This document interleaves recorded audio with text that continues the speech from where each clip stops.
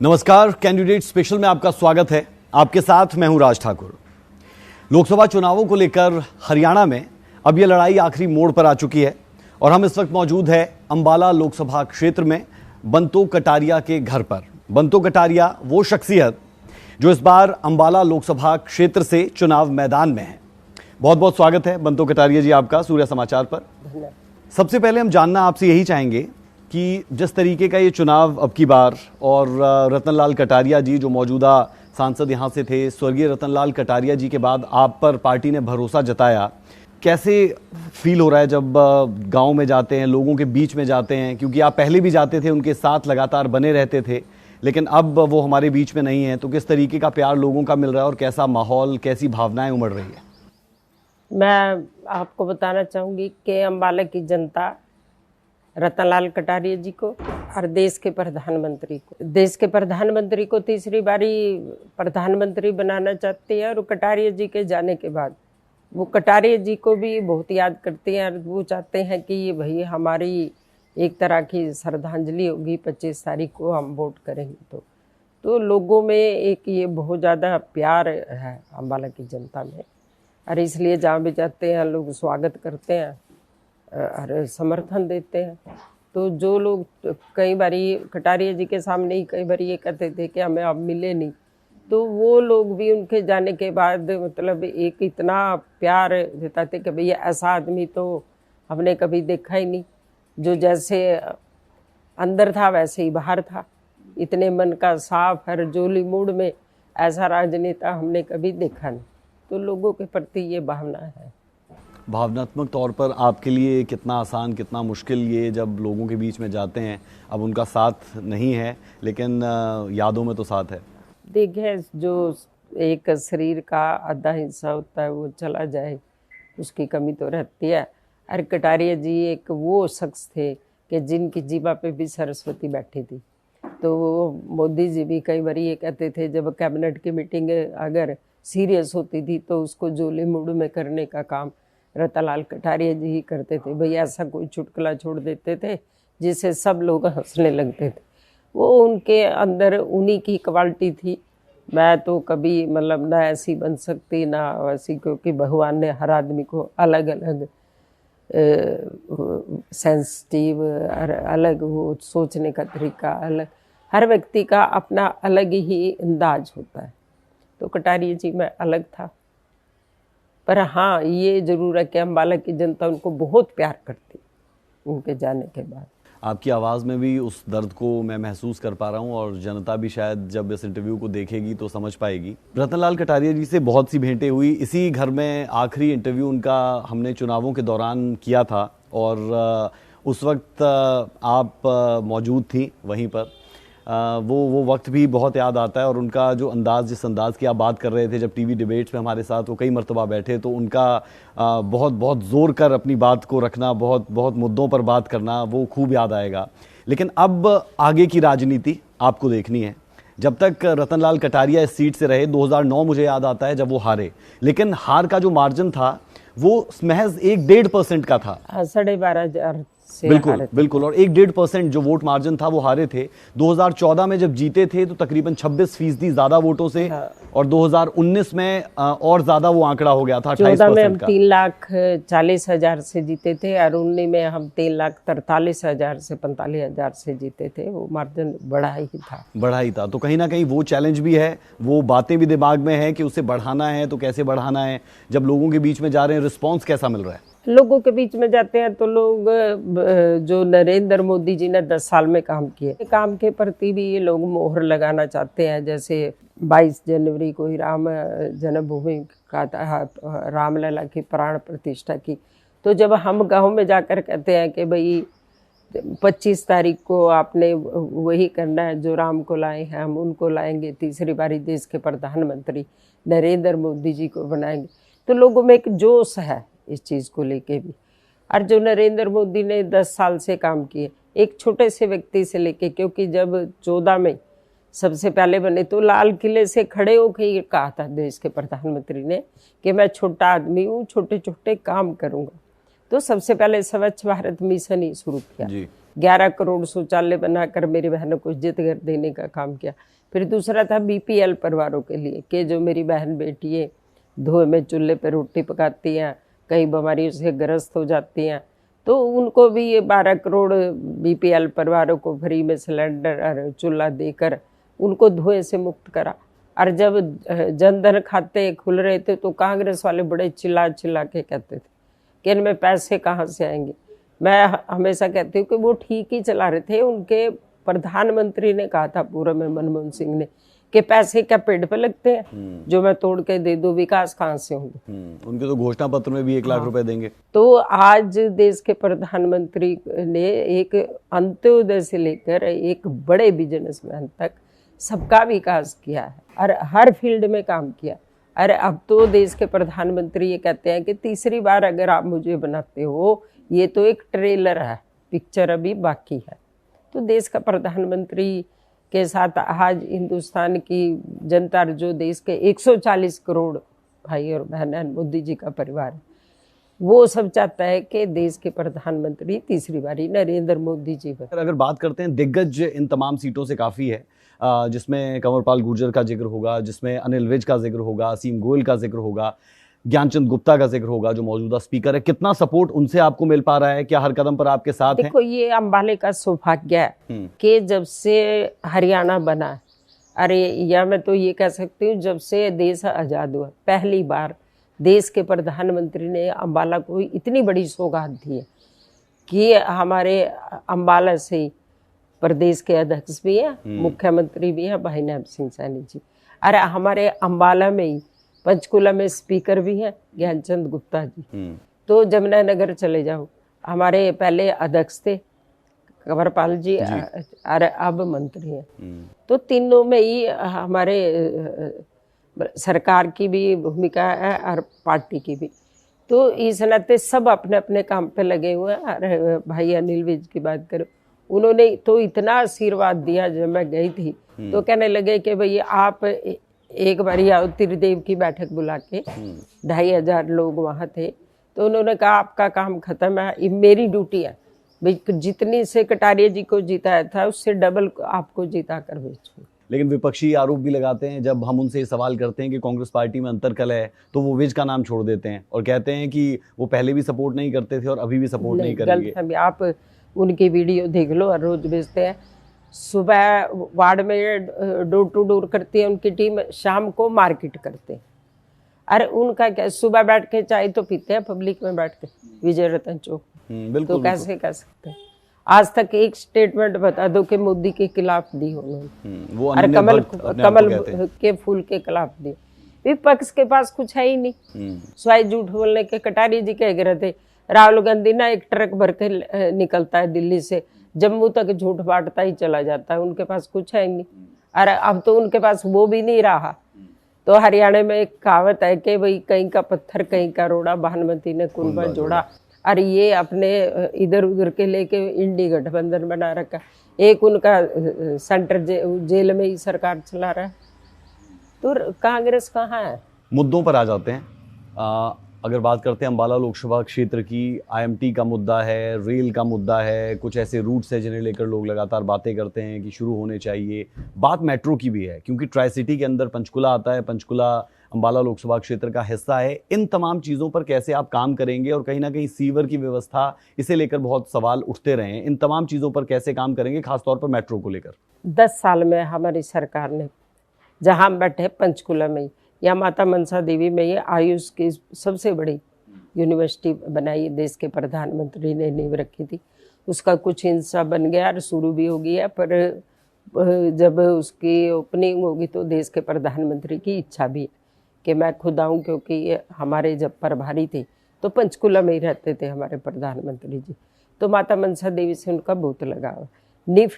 NIFT Panchkula में स्मृति ईरानी जी उसकी भूमि पूजा करके गई थी, पीयूष गोयल जी उसका उद्घाटन करके गए थे। और पीयूष गोयल जी ने कहा था कि मैं खुद साथ थी, कटारिया जी थे, ज्ञानचंद गुप्ता जी थे, कि पूरे देश में 17 में से एक अम्बाला लोकसभा में है, पंचकुला में। अरे अपने जमुनानगर में पासपोर्ट बनवाने के लिए पहले चंडीगढ़ आते, तो वो 10 साल में ही हमने पासपोर्ट का ऑफिस खोला। बिलासपुर में केंद्रीय विद्यालय खोला। और कैंट में जब अपने नड्डा जी हेल्थ मिनिस्टर थे, कैंसर हॉस्पिटल उस समय लेके आए थे जी। अनिल विज हेल्थ मिनिस्टर थे, कटारिया जी खुद गए। अरे अब जब राष्ट्रीय अध्यक्ष थे 2022 में, तब उसका उद्घाटन करके गए। हमने नींव भी रखी और उसका उद्घाटन भी किया। मतलब ये मोदी जी की गारंटी है कि भाई काम पूरा होने की गारंटी, जिस चीज़ को शुरू किया उसको पूरा भी किया।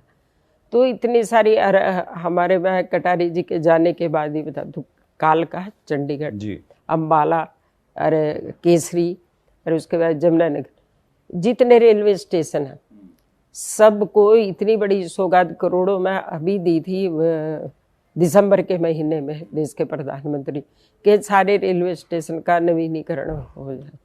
तो अम्बाले में इतने काम। और रही बात मेट्रो की, कटारिया जी की इच्छा भी थी जी। कि वही मेट्रो शुरू होना चाहिए। तो वो जो हमारी सांसद थी चंडीगढ़ से, तो उसने सवाल उठा दिया था कि भाई चंडीगढ़ एक ब्यूटीफुल सिटी है। बिल्कुल, किरण खेर ने। हाँ, तो भाई ऐसा ना हो कि मेट्रो जब बनेगी तो डिस्टर्ब तो होगा कुछ एरिया। तो उनकी इच्छा थी कि भाई नहीं होना चाहिए। ओके।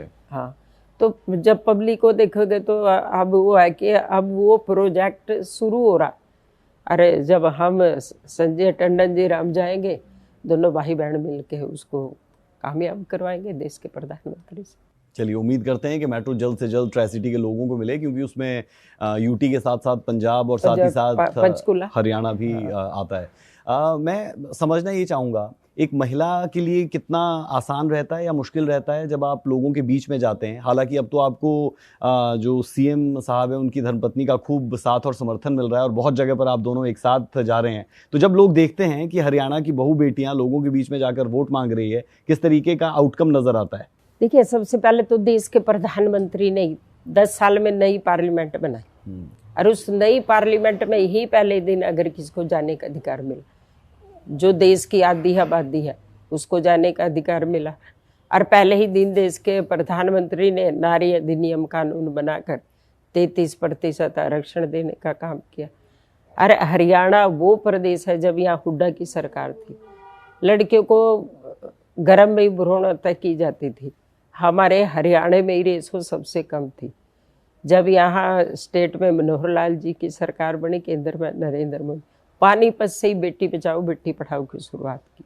और आज हमारे पूर्व मुख्यमंत्री मनोहर लाल जी ने उस रेशो को आगे बढ़ाने का काम किया। 1000 के पीछे अब 933 लड़कियां हैं। तो ये बेटी बचाओ बेटी पढ़ाओ की शुरुआत हमारी डबल इंजन की सरकार ने किया। और हमारे पूर्व के मुख्यमंत्री मनोहर लाल जी ने तो यहाँ तक किया था महिला थाने खोलने के लिए। और मेरी बेटियाँ भाई 20 किलोमीटर से दूर ना जाए, हर जगह डिस्ट्रिक्ट में कॉलेज खोलने के लिए। और जब कोविड जैसी महामारी आई पूरे विश्व में, भारत में भी आई, तो उसमें सबसे पहले हरियाणा प्रदेश ही है जिसने 5 लाख टैबलेट दे के बेटियों को पढ़ाने का काम किया, उनको आगे बढ़ाने का काम किया। ये हरियाणा प्रदेश ही। बिल्कुल। और पीएम नरेंद्र मोदी भी अंबाला आ रहे हैं, उनके आने से कितना फ़र्क पड़ता हुआ नज़र आएगा? मोदी फैक्टर इस वक्त कितना आपको नज़र आ रहा है? और क्या जो मैजिकल मोदी का एक ऑरा था वो 2014 से लेकर 2024 में बरकरार है? बरकरार नहीं है, ज़्यादा है। 2014 में जब मोदी जी ने कहा था कि लाल किले पे ही खड़े होकर कहा था कि मैं छोटा आदमी हूँ, छोटे छोटे काम करूँगा। मेरी माँ तो पड़ोसियों के यहाँ बर्तन मांझ कर मैं चाय बेच बेच कर किए भी है। सबसे पहले स्वच्छ भारत मिशन शुरू किया, 11 करोड़ शौचालय बनाकर बहनों को इज्जत घर देने का काम किया। फिर बीपीएल परिवारों को 12 करोड़ बीपीएल परिवारों को फ्री में गैस के सिलेंडर और चूल्हे देने का काम किया। उसके बाद जब जन धन खाते खुल रहे थे तो यही कांग्रेस वाले चिल्ला चिल्ला के कह रहे थे इन पे पैसे कहाँ से आएंगे। और आज उनकी पेंशन 3000 रुपये डायरेक्ट खाते में आती है। किसान सम्मान निधि 6000 रुपये डायरेक्ट खाते में आती है। मातृत्व योजना के दौरान जो बहन बेटियां गर्भवती हो जाती है 6000 रुपये उनको मिलते हैं कि जो मेरे भारत में नया बच्चा पैदा हो वो हष्ट पुष्ट होना चाहिए, किसी बीमारी से ग्रस्त नहीं, वो उनके खाते में आते। ये सारी जो बचौलिए थे कांग्रेस के समय में वो देश के प्रधानमंत्री ने खत्म करने का काम किया। और जब 19 में दोबारा देश के प्रधानमंत्री नरेंद्र मोदी जी बने, सबसे पहले धारा 370 और 35 से खत्म करने का काम किया। और उसमें अम्बाला की जनता का भी सहयोग रहा, क्योंकि रतनलाल कटारिया जी यहाँ से सांसद थे और मंत्री थे, तो अम्बाला की जनता का उसमें बहुत बड़ा योगदान था। और अब देश के प्रधानमंत्री ने जब एक संकल्प लिया है कि मुझे 140 करोड़ मेरे भाई और बहन अगर तीसरी बार मुझे देश का प्रधानमंत्री बनाते, तो मैं एक संकल्प लेता हूँ कि 2047 तक भारत को विकसित राष्ट्र बनाने का। और वो भारत नहीं जो हम सब ने किताबों में पढ़ा था कि भारत एक सोने की चिड़िया हुआ करता था, लुटेरे आए और लूट कर ले गए। वो भारत बनाऊंगा जो भारत अखंड भी होगा, जो भारत समृद्ध भी होगा, जो भारत स्वावलंबी भी होगा। अगर मेरे भारत की तरफ कोई उंगली उठाकर देखेगा तो उसके घर में घुसकर मार कराएंगे, सर्जिकल स्ट्राइक करके। देश के प्रधानमंत्री नरेंद्र मोदी जी, आज लोगों के दिलों में नरेंद्र मोदी जी एक विश्व नेता बन गए। तो 14 से 19 तक ज़्यादा बढ़ा, 19 से 24 तक बढ़ा। और G20 की मीटिंग भी पहली बारी देश के प्रधानमंत्री ने दिल्ली में कराई है। जो भी सबके पूरे नेता आए थे, महात्मा गांधी के चित्र के सामने हमारे देश के प्रधानमंत्री गाइड कर रहे थे। अगर मैं आपको पुराने भारत की बात करूं, कटारिया जी कई बार अमेरिका गए, इंग्लैंड गए, तो ये कहते थे कौन से भारत से आए हो, कुछ मांगने आए होंगे, क्योंकि हमारा सारा सोना विदेशों में रखा था। और वो तो मुझे ध्यान है कि जब कटारिया जी प्रदेश अध्यक्ष थे और अटल बिहारी वाजपेयी जी की सरकार थी, तब उन्होंने अपना सारा सोना छटवाया था। और आप सबको भी ध्यान होगा कि उस समय कारगिल का युद्ध चल रहा था, बिल क्लिंटन का फोन आया था, तो स्वर्गीय अटल बिहारी वाजपेयी जी ने बिल क्लिंटन का फोन नहीं सुना, कह लगे पहले मैं अपना युद्ध जीत लूँ तब आपकी बात करूँगा। उन्होंने कहा आपकी राहत सामग्री बंद कर दे, कहा आप अपना सामान अपने पास रखिए। तो आज हमारे देश के प्रधानमंत्री का कद बहुत बड़ा। चलिए ठीक है, लेकिन दो मसले, पहला किसानों का, जिसे लेकर विरोध बहुत ज़्यादा बीजेपी को झेलना भी पड़ रहा है। आपके जो कैंडिडेट्स अलग अलग सीट्स पर जा रहे हैं उन्हें काफ़ी विरोध वहाँ पर झेलना पड़ रहा है। सिक्योरिटी उनके साथ है, बावजूद इसके बहुत मुश्किल उन्हें आती हुई नज़र आती है। पहला मसला किसानों का, और दूसरा ओल्ड पेंशन स्कीम का। क्योंकि हम पूरे हरियाणा में घूमे, हमने आपकी आवाज़ एक कार्यक्रम किया, उस कार्यक्रम के तहत हमें दो बातें समझ में आई, किसानों का विरोध और OPS, ये दो मसले बीजेपी को भारी पड़ सकते हैं। किसानों की अगर मैं बात करूं तो जो विरोध कर रहे हैं वो किसान नहीं है, क्योंकि कोविड के बाद और कोविड के समय में देश के प्रधानमंत्री ने बात, जब पूरे उसमें ये चल रहे थे 80 करोड़ परिवार को फ्री में राशन देने का काम देश के प्रधानमंत्री ने किया। और उस समय एक बात कही थी कि मेरे जो किसान हैं उन्होंने इतना अन्न पैदा किया कि भारत के लोगों का भी पेट भरा और हमने विदेशों में भी बेचा।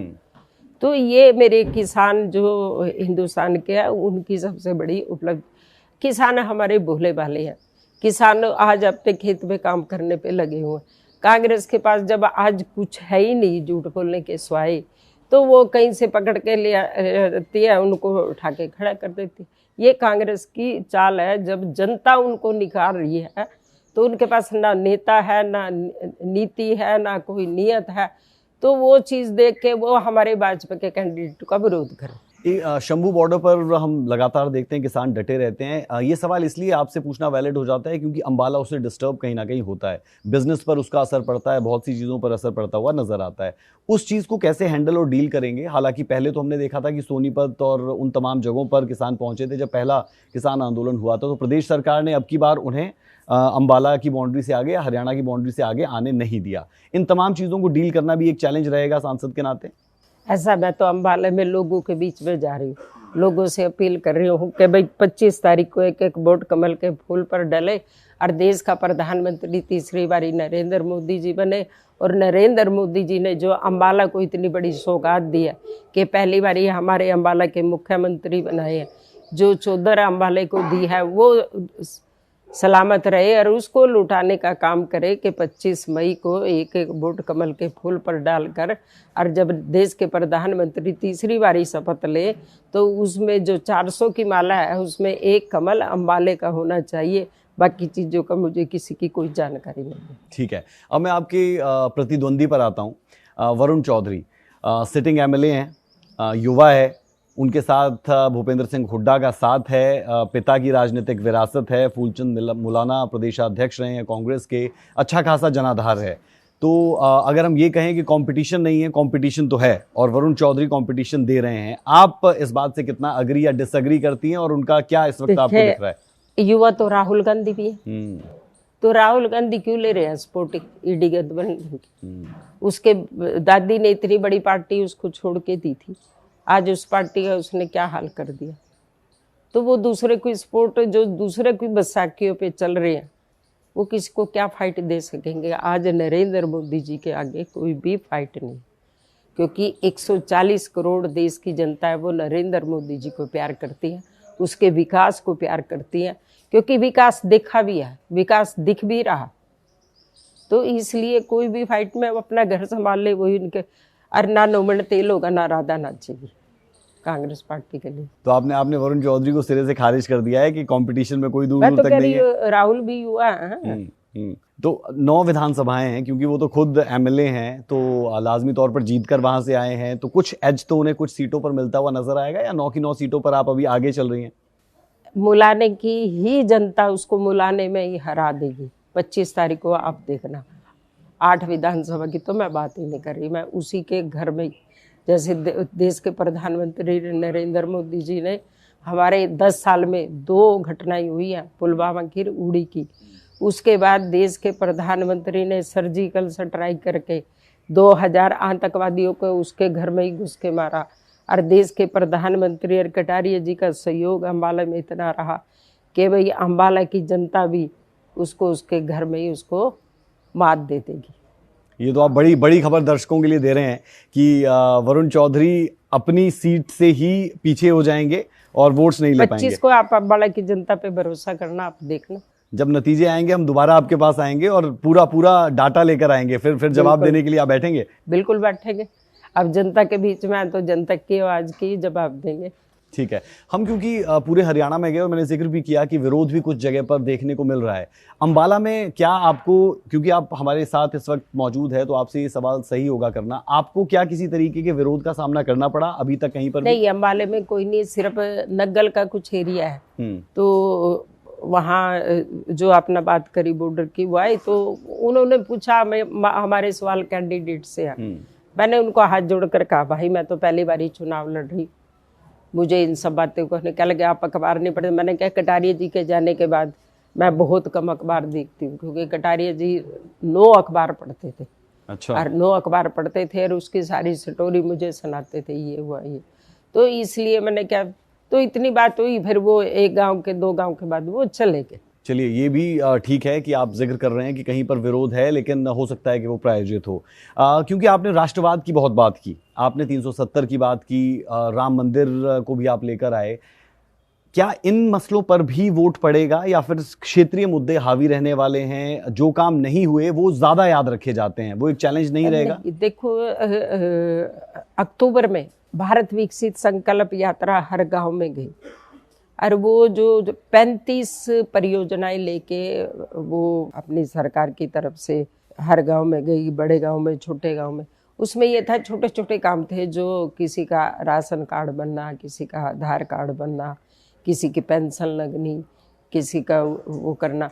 और देश के प्रधानमंत्री ने ही अपने जन्मदिन पे 17 सितंबर को PM विश्वकर्मा योजनाएं शुरू करी थी। 17 ऐसी योजनाएं थी छोटी छोटी, जिसको कोई नाई है, ब्यूटी पार्लर का काम खोलने वाला है, बढ़ई है, लोहार है, उनके लिए की थी, भाई 1 लाख का लोन ले लो, आप अपना काम शुरू कर लो। अगर 1 लाख रुपया वो 1 साल में भर देते हैं तो अगले साल 2 लाख सरकार देगी बिना गारंटी के। गारंटी देश के प्रधानमंत्री नरेंद्र मोदी जी ने ली।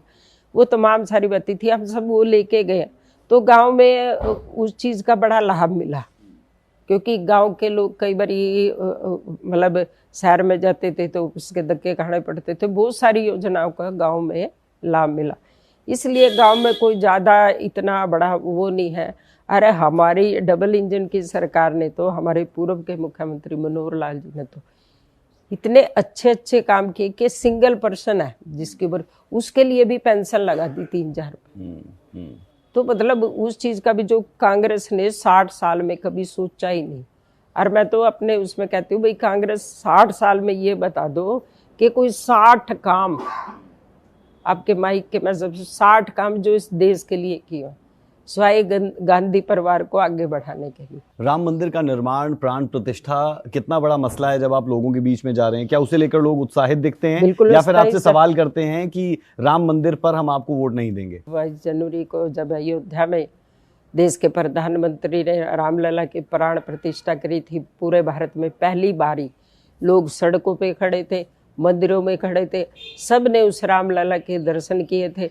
और हम जब जाते हैं तो कई जगह तो 80% महिलाएं होती हैं, तो महिलाओं के हम एक ही बात कहते हैं भाई कौन कौन सी महिलाएं भजन करती हैं, कौन सी भजन मंडली, तो वो हाथ खड़ा करते हैं। उनको हम कहते हैं एक भजन आप ये भी ऐड कर लो कि जो राम को लाए हैं हम उनको लाएंगे, तीसरी बारी देश के प्रधानमंत्री नरेंद्र मोदी जी को बनाएंगे।